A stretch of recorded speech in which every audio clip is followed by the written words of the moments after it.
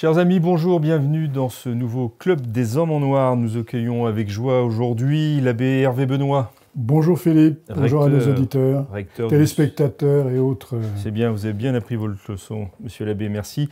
Donc j'allais essayer de dire que vous étiez recteur du sanctuaire de Notre-Dame des Enfants. Exactement, mais ce n'est pas à ce titre que je participe. Non, bien sûr, aucun de nous ne participons à quelque titre que ce soit, sauf nos qualités personnelles.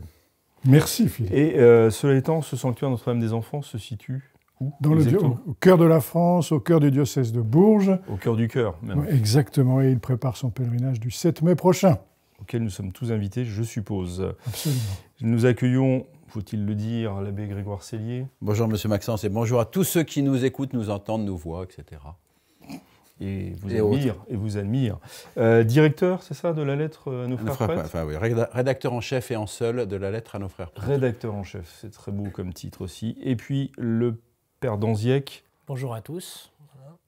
Voilà, tout simplement. Moi, je fais court, on va voir l'essentiel. Tout le monde se sent associé. Chroniqueur multicarte. Un peu, oui, tout à fait. Grâce à vous, notamment. Non, grâce à vos talents. Et puis, Madame Anne Le Pape. Bonjour Philippe. Bonjour Anne, journaliste et écrivain, puisque vous avez commis quelques ouvrages quand même. Oui. Bon. Et donc, merci de votre présence. Le sujet de ce Club des Hommes en Noir, si je puis dire, est celui qui nous commande l'actualité en quelque sorte. La fin et les conclusions du synode de l'Église d'Allemagne et de ses éventuelles conséquences à l'échelle de l'Église universelle. C'est le sujet que je vous propose de traiter aujourd'hui. Nous écouterons avec passion vos analyses. Peut-être avant, puisqu'on essaye aussi de suivre le calendrier liturgique, si l'un d'entre vous avait un mot à dire sur la fête de l'Annonciation que nous allons fêter ce samedi. Et là, je vois toujours, quand je pose ce type de questions, le silence parmi le clergé s'installe. Un silence poli, mais il y aurait bien des choses en somme à dire sur la fête de l'Annonciation. Alors, nous écoutons le Père Danziec de ce fait. Tout d'abord, déjà, je crois que c'est une leçon, malgré l'éloignement des siècles du phénomène, du fait historique de l'Annonciation. Donc c'est un fait historique. L'ange Gabriel est venu porter ce message à Notre-Dame. Et pour nous, c'est encore une leçon parce que nous aussi, nous avons reçu un petit peu à l'image de Notre-Dame, le grand message de la foi. Et comme la très sainte Vierge Marie, nous sommes appelés, c'est le pape Benoît XVI qui le dit à la fin de son encyclique Spesalvi, il dit que la Sainte Vierge, après l'Annonciation, parcourt les montagnes de Judée pour aller porter ce grand message à sa cousine Élisabeth. Autrement dit, il y a un message qui est donné à la Sainte Vierge par le ciel, lui demandant d'être la mère du Sauveur. Eh bien, nous aussi, nous avons ce message, nous le recevons. Nous recevons le message que le Christ est le Sauveur, le message de l'Église qui sauve les hommes, et nous sommes appelés, à l'image de la Sainte Vierge, nous aussi, à communiquer ce message. Voilà. Donc, à l'heure où on transfère tout un tas de messages, de mails, de WhatsApp, etc., eh bien nous pouvons nous poser la question, et j'invite tous ceux qui nous écoutent, qui nous regardent, à s'interroger, est-ce que vous êtes acteur de la diffusion du message du Christ, et est-ce que vous mettez en disposition, comme la Sainte Vierge, pour recevoir ce message? On sait que souvent l'iconographie nous représente la Sainte Vierge en train de prier, de méditer sur la parole de Dieu, justement. Eh bien, c'est une occasion pour chacun d'entre nous de peut-être de nous plonger dans les Saintes Écritures, de nous rendre perméables à ce message de vie et ensuite d'en être des diffuseurs authentiques. Voilà. Amen. C'est beau. Non, c'est très bien. Merci beaucoup. Je dirais, liturgiquement, c'est pas la fête la plus importante par rapport à Noël, Pâques, la Pentecôte, etc. Mais c'est le début de l'œuvre de la rédemption. C'est le démarrage de l'œuvre de la rédemption. Donc c'est une fête qu'il est important de célébrer et qu'il est important, si on peut, d'assister à la messe ce jour-là, pour véritablement rentrer dans ce grand mouvement de la rédemption qui commence par l'incarnation de notre Seigneur, puisque le même acte, l'acceptation de la Bienheureuse Vierge Marie, est en même temps l'incarnation de notre Seigneur Jésus-Christ, qui, donc 9 mois après exactement, hein, le 25 décembre, donc, se réalisera par la naissance de notre Seigneur, qui est une fête plus importante liturgiquement, mais qui est commandée par cette fête de l'Annonciation. Monsieur l'abbé Benoît, vous avez quelque chose à ajouter après vos éminents confrères? Non, je dirais simplement que j'ai été renouvelé dans ce mystère de l'Annonciation par le très beau livre de ce théologien anglais qui s'appelle John Soward, qui s'appelle « Jésus vivant en Marie » et qui effectivement met l'accent sur le fait que le moment de l'incarnation, c'est pas Noël, alors que dans l'esprit commun, ça peut paraître cela, mais bien le moment où notre Seigneur s'est incarné dans le sein de la Vierge Marie, et la découverte que, au-delà de l'appel à la mission, il y a d'abord ces 9 mois de silence contemplatif de la vie qu'elle porte en elle, Jésus vivant en Marie, et ce mystère, pour moi, renouvelait profondément ce jour de cette fête de l'Annonciation. Est-ce que justement la contemplation ne commande pas aussi elle est première, elle est essentielle. Elle est première, essentielle, mais elle commande ensuite une certaine forme d'action. Oui, tout en étant très attentif au fait qu'il y a mais c'est aussi, comment dirais-je, l'élan des jeunes générations. Il y a d'abord la contemplation et ensuite le reste vient par surcroît et par mission et non pas comme une espèce de tentation. On n'est pas des témoins de Jéhovah, voyez. Je pense que c'est très intéressant de le souligner. Évidemment, j'ai peut-être un peu trop appuyé pour ceux qui nous regardent sur cette dimension de je reçois un message et ensuite je le transmets, même si j'ai précisé, non mais il n'y a pas de problème, qu'il fallait se mettre en disposition pour recevoir le message, mais c'est en lien directement avec le sujet du synode allemand, puisque on peut quand même s'interroger de savoir est-ce qu'il y a une contemplation, c'est-à-dire une vie intérieure, pour ensuite porter le message que nous propose le synode. Voilà, enfin, en tout cas, moi j'ai une réponse là-dessus. Alors, avant d'entrer dans le vif du sujet sur le synode, je finis le tour de table quand même, parce que... Est-ce que c'est une fête qui vous parle à titre personnel? Bien sûr, le père Danziac parlait de l'iconographie. Bon, pour moi, comme pour, je suppose, pas mal d'auditeurs ou de téléspectateurs, on pense à Fra Angelico, forcément. Et puis, ce qui est intéressant aussi, c'est que cette date du 25 mars, dans la tradition, était également dite la date de la crucifixion. Et c'est intéressant puisque nos aïeux dans la foi pensaient qu'il ne fallait pas oublier pourquoi ce petit bébé était venu. On a tendance à s'attendrir, comme à Noël, mais en fait... Voilà, Jésus s'est incarné pour mourir pour nous sur la croix. Et puis, je me suis souvenu aussi que le 25 mars, c'était la date de la mort de Monseigneur Lefebvre. Exactement, 25 mars 1991. Voilà. Et enfin, j'ai pensé à Lorette, puisque c'est la maison dans laquelle a eu lieu l'Annonciation. Et la tradition veut que les anges aient transporté la maison de Nazareth en Italie. Et je trouve que l'Église ne manque pas d'humour, puisque Notre-Dame de Lorette a été déclarée patronne des aviateurs et de tous les voyageurs aériens. Voilà. J'ai trouvé ça assez drôle. Je rajouterais juste sur la date du 25 mars qu'effectivement, il y a une espèce de verticale symbolique extraordinaire, parce que dans cette même tradition, on dit aussi que c'est le jour de la création. Oui. Que c'est le jour du premier péché aussi, et que c'est aussi pour ça que pendant des siècles, ça a été le début de l'année. Ce que l'on célèbre le 1er janvier, c'est célébré jusqu'au fin du XVIe siècle, le 25 mars qui était le début de l'année. Donc il y a cet effectivement... Jusqu'à la fin du XVIe siècle, c'est finalement assez récent. Oui, c'est très très récent. Oui, le basculement est assez récent. Et le basculement, oui. Au 1er janvier. Et du coup, il y a effectivement cette... une lignée. Il y a eu tout à fait une lignée. On dit aussi que c'est le jour où Saint Ignace de Loyola avait choisi cette date pour quitter l'abbaye de Montserrat, où il avait fait son vœu et commencé la carrière que l'on sait. En tout cas, au niveau du cycle liturgique, je pense qu'il y a une pastorale à faire qui est très précieuse, en tout cas pour nous, prêtres. C'est que le 25 mars déjà tombe cette année un samedi. En plus, c'est la veille du premier dimanche de la Passion. Donc, évidemment, il y a une corrélation avec cette annonciation qui met le feu aux poudres de la rédemption. Et donc, ce bois de... C'est joli, ça. ce bois, il y a des auteurs mystiques aussi qui soulignent un peu le bois de la mangeoire qui appelle déjà le bois de la croix. Donc évidemment, tout ça, c'est lié. Voilà.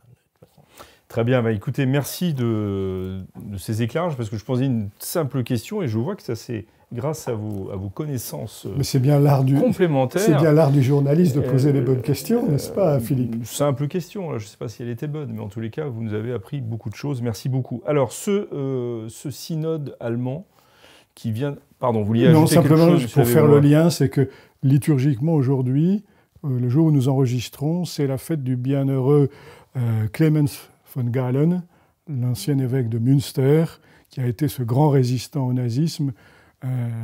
Qui a été élevé cardinal. Qui a été fait cardinal après la guerre et qu'on appelait le lion de Münster. Voilà. Et nous le fêtons aujourd'hui. On pourrait l'invoquer particulièrement pour nos frères catholiques allemands. Bien sûr. J'en reviens donc quand même à ma question sur ce synode allemand. Alors je sais que vous avez préparé, et c'est bien d'ailleurs, je vous en félicite, mais est-ce que, au-delà de cette émission, c'est un sujet qui vous a intéressé, inquiété, ou autre sentiment vis-à-vis du synode allemand? En gros, s'il n'y avait pas eu cette émission, est-ce que vous seriez penché sur ce thème? J'ai envie de vous dire, Philippe, pour vous taquiner un petit peu, vous savez, c'est quand vous... C'est moi qui vous taquine normalement. Quand vous passez sur une route, vous voyez une falaise, vous vous dites ça peut me tomber dessus. Voilà, l'Église catholique d'Allemagne est notre voisine. C'est quand même encore une communauté importante. Son écroulement ou les secousses qui la traversent, même si ça peut nous paraître un peu loin, ça nous touche quand même quelque part. Oui, je pense que c'est quand même malheureusement, ça risque d'être... Bon, il y a une organisation de l'Église allemande depuis le 19e siècle avec l'union des laïcs et des ecclésiastiques qui est assez spécifique, mais ça risque quand même de se propager, d'être imité par d'autres. Et donc à ce titre-là, c'est déjà une très mauvaise chose pour l'Allemagne elle-même, parce que c'est en train de détruire cette Église catholique en tant que catholique, et en même temps, il y a un effet de contagion, d'exemplarité dans le mauvais sens qui est tout à fait dramatique. C'est malheureusement, là, on en parlera dans quelques instants, les thèmes qu'ils ont, enfin les demandes qu'ils ont faites, qui sont la destruction pure et simple de la vie chrétienne. Et justement, quelles sont les conclusions de ce synode? Alors, je peux vous les lire très rapidement. Donc, c'est les demandes qu'ils font. Les demandes qu'ils font. Implication des fidèles dans l'élection des évêques, réévaluation de l'homosexualité et demander qu'une révision du catéchisme, les actes homosexuels doivent être retirés de la liste des principaux péchés contre la chasteté, réforme de l'embauche dans les structures dirigées par l'Église, c'est-à-dire interdiction de mettre des oppositions aux divorcés, aux mariés et aux couples homosexuels, égalité des femmes dans tous les postes de responsabilité, accès au ministère ordonné et prédication, un sacerdoce réservé aux hommes hétérosexuels est discutable, réexamen du célibat sacerdotal, célébration des baptêmes et des mariages par les laïcs, et homélie par les laïcs, et enfin bénédiction pour les couples divorcés, remariés et homosexuels. Voilà les demandes qui sont faites par ce synode. Au-delà de toutes ces propositions, ces demandes qui sont problématiques, dramatiques, tout ce qu'on voudra, pour revenir à votre question, je pense qu'en fait, à partir du moment où on est membre de l'Église, tout ce qui est d'Église nous intéresse. Tout ce qui touche l'Église, comme dans une famille. Dans une famille, on s'intéresse, on se préoccupe des joies et des peines qui traversent la vie de ses membres, donc les naissances, les décès, les séparations, les souffrances, les joies. Donc évidemment que ce sujet du synode allemand nous intéresse, mais pas parce que d'abord il est dramatique.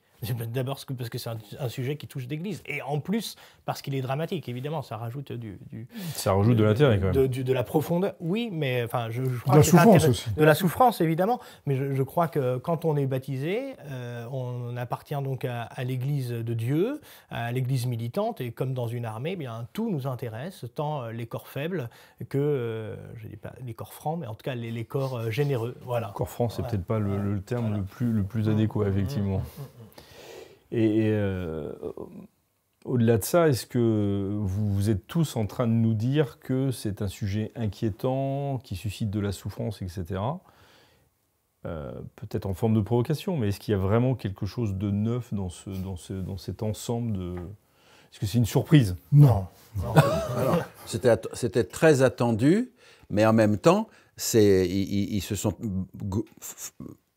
fortement mobilisés là-dessus, ils vont faire une grosse pression, et de toute façon, eux, ils sont déjà en train de mettre en place. En Allemagne, c'est déjà en train d'être mis en place. C'est ce qu'a dit l'un d'entre eux. Il y a un évêque qui a déjà mis en place les bénédictions pour les couples homosexuels, etc. Et ça c'est également dans d'autres pays, ça on en a. Voilà, mais là c'est toute l'Église d'Allemagne qui s'y met, je veux dire, enfin, ou dans une grande partie de l'Église d'Allemagne qui s'y met, et c'est quand même une Église puissante, importante, etc. Non, un évêque allemand a été interrogé, pardonnez-moi de vous couper, il a été interrogé à la télévision, et on lui dit, bon, bah alors, est-ce que c'est pas trop bousculant, on va dire, pour Rome, pour l'Église universelle, tout ce que vous proposez? Il dit, bah, de toute façon, c'est déjà ce qu'on fait dans nos diocèses depuis un certain nombre d'années. Donc, en fait, pour nous, il n'y a rien qui change. C'est juste attesté. Donc, évidemment, c'est pas tant que c'est étonnant, c'est, je veux dire, ce qui est, moi, je trouve, ce qui est un peu, ce qui témoigne de la situation actuelle de l'Église, c'est qu'il y a une sorte de banalisation de la possibilité de dire des choses qui sont formellement hétérodoxes, sans forcément que ça suscite des vagues d'indignation. Même si, on se rappelle, il y a eu des évêques américains, des évêques polonais qui ont alerté, je crois qu'ils étaient quand même une centaine, donc, bon, il y a des milliers d'évêques dans le monde. Il y a quelques cardinaux aussi qui sont... Oui, il y a 2 cardinaux, notamment le cardinal Müller et le cardinal Burke, avec tout le respect qu'on doit avoir pour leur éminence. Vous conviendrez avec moi que ce n'est pas forcément les cardinaux qui sont en situation les plus avantageuses dans le gouvernement actuel de l'Église. Voilà, donc je ne nie pas leur poids et évidemment je rends grâce de leurs paroles libres et courageuses, mais néanmoins on sent bien que, enfin là, ce qui se passe, c'est quand même très grave. Et d'une façon, si on devait comparer, parce que là je lisais une tribune dans le quotidien La Croix de Monique Beaujard, qui disait oui, est-ce que vraiment on doit s'inquiéter d'un schisme en Allemagne, mais pas du tout, les désaccords sont possibles, etc. Alors on sait très bien, notamment sur les questions liturgiques, là d'un seul coup, on placarde sur la tête de ceux que l'on désigne comme des ennemis, on leur dit que ce sont des schismatiques, vous voyez, tout de suite. Alors que, bon, enfin, en l'espèce, je pense que la question est plus délicate. Voilà. L'abbé Benoît voulait intervenir. Moi, j'atteste que cet éloignement, il est présent dans les esprits depuis des années.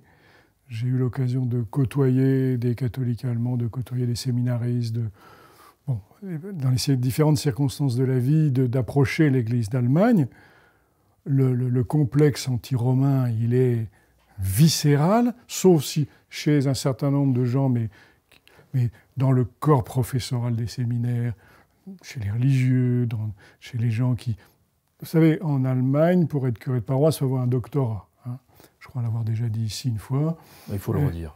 Oui, c'est important. Non, mais... j'ignorais, donc vous voyez. Oui, absolument. Oui, et un certain nombre il faut être donc docteur en théologie. Donc, tous les prélats, tous les responsables dans l'Église font de la théologie. Beaucoup de laïcs ont également des diplômes, mais l'université catholique allemande, elle est gangrénée. Tout est déjà là, dans la tête, le poisson pourri par la tête, mais tout est déjà là depuis des années. Ça, moi, on le ressentait. Enfin, les quelques catholiques allemands plus fidèles, se sentaient déjà, il y a 20 ou 30 ans, persécutés, cornérisé, oui, c'est quelques décennies même, c'est pas juste quelques années, ça remonte à plusieurs décennies. Ça remonte à l'époque où j'étais séminariste, vous voyez, donc on sentait déjà... C'est juste hier. Non mais là, c'était palpable à chaque fois que vous alliez dans un séminaire, il y avait ce climat de rupture avec Rome, de défi envers Rome. Là où je suis étonné dans votre propos, c'est que vous parlez de complexe anti-romain. Je vois bien à quoi vous faites référence, mais est-ce qu'aujourd'hui, il y a vraiment, parmi les Allemands, un complexe anti-romain? En tout cas, le cardinal von Balthasar le présentait il y a encore plus longtemps. Son livre date de je ne sais plus, peut-être de 1980 ou même avant. Je pense que c'est avant 80, oui. Mais justement, mais aujourd'hui, les choses ont... Si vous voulez, ça a muté, ça a évolué dans l'idée que nous sommes catholiques à notre façon allemande. Oui, bien sûr, mais... Je pense que la question de Philippe, c'est de savoir est-ce que finalement les Allemands ne sont pas les meilleurs élèves en matière de synodalité proposée par non, Rome. ce n'était pas forcément ça. Je trouve que ça recoupe un petit peu ça, mais c'est qu'il n'y a pas d'opposition frontale aujourd'hui entre Rome, enfin ce que nous appelons Rome, et puis l'Église d'Allemagne. C'est-à-dire que si c'est Rome en tant que lieu de la catholicité et dans sa dimension traditionnelle et dans l'histoire. C'est ça que je voulais vous faire préciser. D'accord, très bien. Oui, mais je pense que ça, c'est clair et c'était déjà présent il y a des années. Et ça ne fait qu'apparaître au grand jour. Et l'idée profonde que nous, les catholiques allemands, nous avons notre foi à nous, quoi. Alors, et puis moi, j'ajouterais quand même aussi, parce qu'il faut le dire et le redire, et je veux dire, c'est le poids matériel, enfin la richesse de l'Église allemande l'a corrompue jusqu'à l'os, quoi. C'est ce qui d'ailleurs reprochait, le seul reproche, à ce que je sache, qui a été fait dans les médias allemands sur le synode, c'est le peu de place qui a été accordée à la question de la pauvreté. Voilà. Ah oui, mais ça, les pauvres.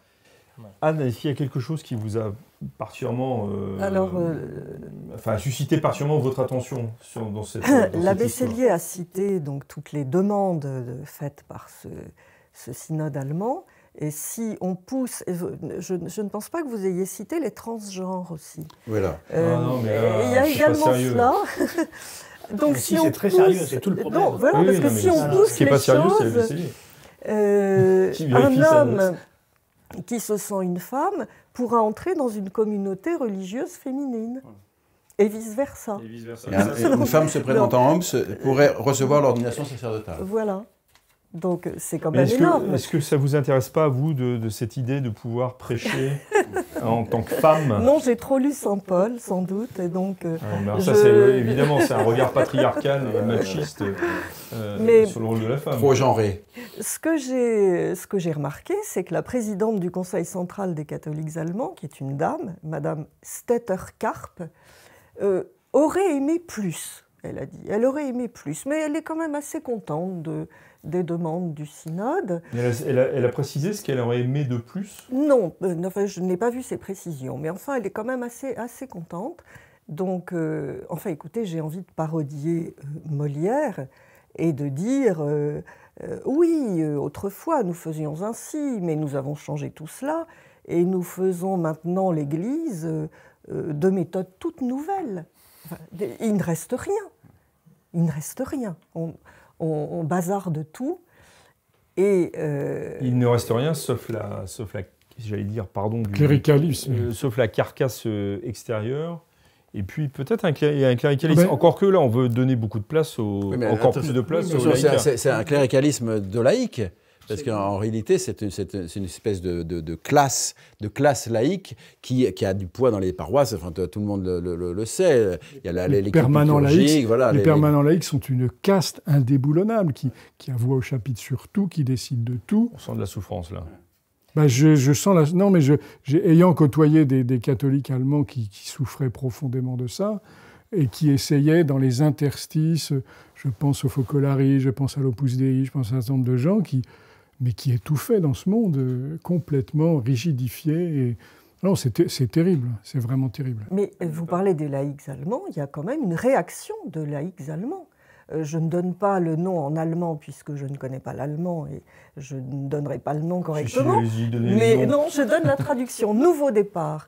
Et des laïcs allemands qui protestent contre ce processus schismatique, qui disent que les idées qui sont défendues, même si elles ne sont pas acceptées par Rome, seront diffusées, comme vous le disiez, dans les diocèses, et que... Et en plus, ils savent qu'ils n'auront aucun droit à rien, puisque toute personne qui ne sera pas d'accord n'aura aucun poste de responsabilité. Donc tout est bien. Mais le problème, c'est que c'est déjà fait, c'est déjà là. C'est même pas dans l'avenir. Ces gens-là, les gens qui ont promu cette chose-là sont déjà au pouvoir dans toutes les instances. Alors, ces catholiques allemands... Il s'agit d'une officialisation, ça. Ces catholiques allemands se demandent s'ils vont devoir quitter leur paroisse pour rester catholiques. ça rappelle un peu quelque chose. Mais il y a un certain nombre qui ont déjà quitté enfin, en tout cas, qui ne payent plus l'impôt religieux en tant que catholiques pour justement ne pas participer à ce processus en place. Vous avez raison d'insister depuis de très longues années et pour se retirer. Mais effectivement, après, pour avoir une vie sacramentelle, ça devient un peu difficile. Le père d'Anziac voulait prendre la parole, donc je lui laisse. Non, je suis bon. Sur la question de est-ce qu'on est étonné, est-ce qu'on est surpris, et c'est ce que vous laissez entendre à M. l'abbé depuis tout à l'heure, que en fait, tout ça n'est qu'une suite logique d'un passé, pour ne pas dire d'un passif. Comme souvent, de toute façon, ça a été le cas notamment pour le Deuxième Concile du Vatican, pour d'autres choses. Souvent, ces changements ou ces événements, ces phénomènes ne sont que les révélateurs de choses profondes, anciennes, etc. Donc l'Église ne s'est pas réveillée comme ça en 1965. Il y a eu une réalité derrière qui a conduit ensuite à ces différents bouleversements. Néanmoins, je pense que même s'il n'y a pas d'étonnement à avoir, il y a quand même quelque chose à souligner. Il y a un réel changement de paradigme officiel dans l'attitude de publiciste de ce synode allemand. À savoir, je vous renvoie à ce que disait Monseigneur Guédon dans son fameux livre « Un évêque dans la crise », donc aux éditions de l'Emmanuel, qui est paru de mémoire au début des années 2000. Et Monseigneur Guédon soulignait un petit peu la faiblesse apostolique, pour un doux euphémisme, de ses confrères dans l'épiscopat, spécialement dans les années 70 en France. Je précise bien en France. Et je le cite, il dit la chose suivante, il évoque le passage du triomphalisme de la conviction énoncée à l'énoncé timide de la proposition murmurée. Autrement dit, donc l'expression est très ajustée, mais là c'est un autre paradigme. On passe du triomphalisme de la conviction énoncée, la conviction catholique, au triomphalisme de la conviction énoncée, mais qui n'est plus catholique. Vous voyez, c'est pas la proposition murmurée, timide. Oui, alors l'avortement, oui, alors on défend la vie, mais vous comprenez, etc. Non, là, on dit formellement des choses qui ne sont plus catholiques. Et c'est là où je crois que vraiment il y a une sorte de chemin de bascule qui n'est pas étonnant, ce chemin, mais malgré tout, il est là, il est présent, et je crois qu'il doit bouleverser chacun des catholiques. On est tous pécheurs autour de cette table, ceux qui nous regardent, etc., le savent aussi. Certains le sont plus que d'autres. Voilà, on ne donnera pas les noms, ça c'est le seul Dieu qui sont les reins et les cœurs. Néanmoins, moi j'invite à tous ceux qui sont des fidèles du Club des Hommes en Noir à redoubler de prières, d'efforts, de conversion intérieure, pour aussi contrebalancer ce spectacle abominable auquel on a le droit de l'autre côté du Rhin. Enfin, je crois que c'est important de le dire. Alors, moi, je vais peut-être vous choquer, mais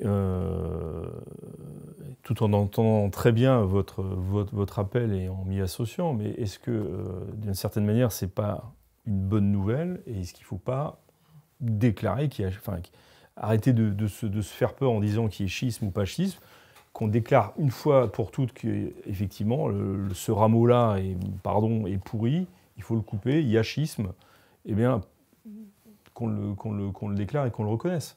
Oui, mais la Rome actuelle ne condamne pas. La Rome actuelle ne condamne pas d'abord parce que le Concile Vatican II, l'esprit du Concile Vatican II a dit l'Église ne condamne plus. C'était un peu le leitmotiv de l'époque.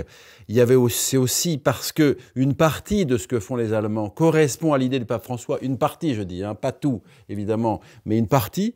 Et puis aussi parce que Rome est faible aujourd'hui. Rome est faible et elle a plus l'énergie, elle a plus la détermination de prendre ses responsabilités pour mettre les choses au clair. Je dirais la dernière grande offensive, ça a été celle de Jean-Paul II contre la théologie de la libération, en disant que oui, ils ont quand même changé les épiscopats, travaillé dans ce sens-là, mais depuis, Rome s'est encore largement affaibli, et donc finalement, ils ont plus de courage, ils ont plus de force. Et puis, enfin, une dernière chose, on en a parlé implicitement tout à l'heure, mais je le rappelle, ce n'est qu'un point plus marginal, mais enfin, il n'est pas non plus à négliger, c'est que l'Église allemande est riche et elle finance le Vatican. Elle finance le Vatican. L'Église américaine et l'Église allemande financent le Vatican.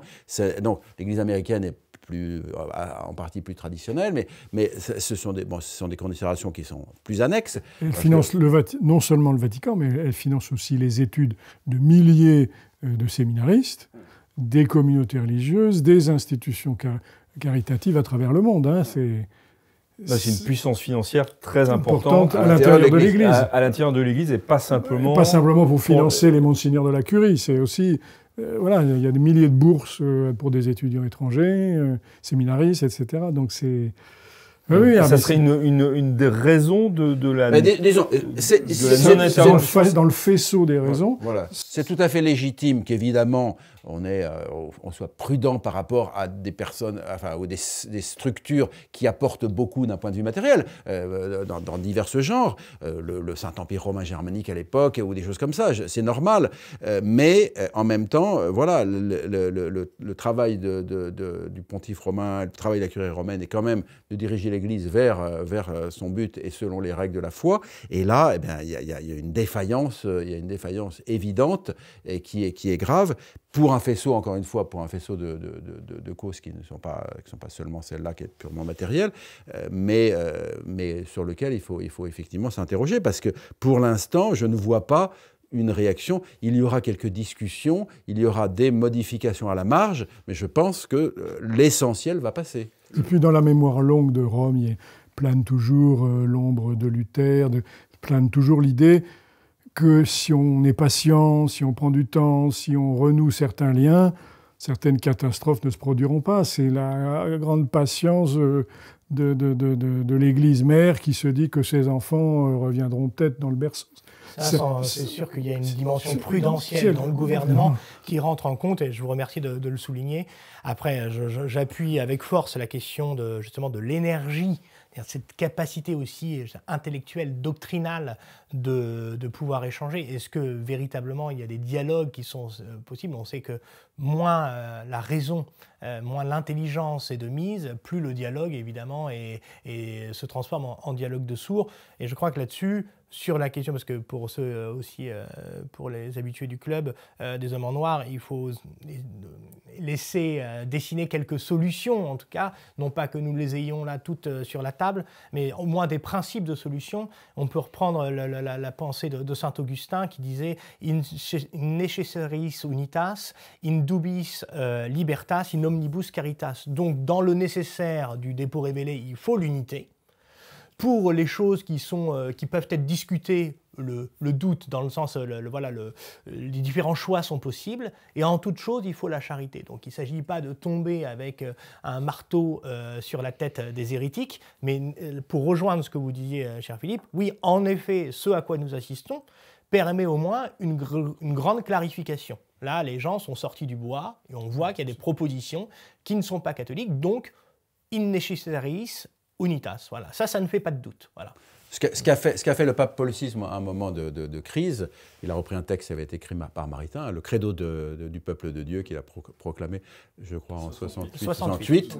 Bon, c'est déjà une première façon, on n'est pas en train de condamner, mais on rappelle les fondements de la foi avec force et vigueur. Déjà, ça fédérerait les bonnes volontés autour du pontife romain et autour du siège apostolique. Déjà, ça serait déjà un premier point. Vous savez, Monseigneur Gaillot, quand il y a eu Monseigneur Gaillot, le pape était... qui a été... Il faut peut-être rappeler à nos auditeurs qui est... Voilà, donc un évêque a été mis de côté pour ses positions sulfureuses en France, et il a fait un rassemblement. Il y a eu un rassemblement, il y avait 10 000 personnes autour de lui pour la dernière messe qu'il célébrait. Et Rome a opposé à cela. Le pape était, je crois, aux Philippines, n'est-ce pas? Et à la messe du pape des Philippines, il y avait 4 millions de personnes. Donc ils ont dit, voilà, c'est pas non plus très important, vous voyez, ce qui se passe dans le diocèse de Monseigneur Gaillot. Mais donc effectivement, si le siège apostolique affirmait fortement la foi et demandait aux catholiques, si vous voulez, de se rassembler autour de ça, ça manifesterait qu'effectivement, il y a voilà, le côté minoritaire de certaines positions.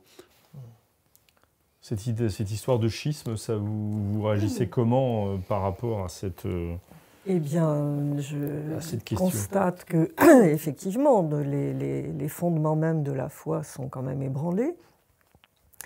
Et la question que l'on peut se poser, c'est est-ce que, pour reprendre une expression connue, est-ce que le Rhin va se jeter dans le Tibre ? Quelle influence voilà, si Rome ne réagit pas, ne réaffirme pas, est-ce que ça va teinter les eaux romaines. Est-ce que ça ne les a pas déjà un petit peu teintés? Est-ce qu'il n'y a pas un mélange un mélange des eaux déjà? Mais c'est peut-être une question qu'on laissera pour pour une autre émission. Je vais quand même faire le porte-parole autoproclamé, c'est toujours dangereux d'ailleurs, de ceux qui nous regardent ou qui nous écoutent. C'est que on a quand même l'impression qu'une certaine partie du catholicisme, à savoir le monde plutôt traditionnel ou traditionnaliste, s'est pris un coup de crosse relativement récemment, et avec plusieurs coups de crosse en fait, avec plusieurs textes.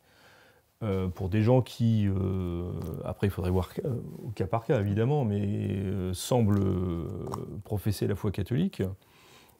Peut-être faudrait rassurer ceux qui nous regardent ou nous écoutent, c'est que vaut mieux toujours être plutôt du côté de ceux qui prennent des coups de crosse que d'être du côté, j'insiste, parce que c'est notre Seigneur lui-même qui a été condamné par les pharisiens. Ça ne doit pas être un but en soi. Le but en soi, c'est de proclamer la vérité du Christ, au risque certaines fois d'être incompris, et au risque d'être incompris par ceux-là même qui sont des membres d'Église. Je voudrais citer et rendre hommage à l'abbé Cyril Gordien, donc, qui a été dont les obsèques ont eu lieu cette semaine, donc un curé parisien qui était longtemps à Saint-Dominique et qui a livré donc son fameux testament spirituel que j'espère beaucoup de nos auditeurs et de nos téléspectateurs ont lu, ont pu s'en imprégner, et il dit la chose suivante: « Je n'ai jamais trahi les convictions qui m'animaient malgré les persécutions inévitables. » Donc ça rejoint ce que je disais, voilà, les inévitables coups et certaines fois même des coups de crosse. Voilà. « J'ai toujours résisté, combattu et lutté quand je sentais que les mensonges,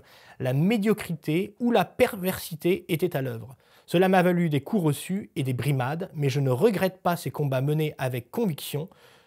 Mais le plus dur est de souffrir par l'Église. » Voilà. Bah oui, évidemment que c'est dur. Mais c'est notre Seigneur lui-même, on va le vivre dans quelques jours, il s'est fait lui-même trahir par ceux qui auraient dû le recevoir au premier chef, c'est-à-dire les grands prêtres et les pharisiens.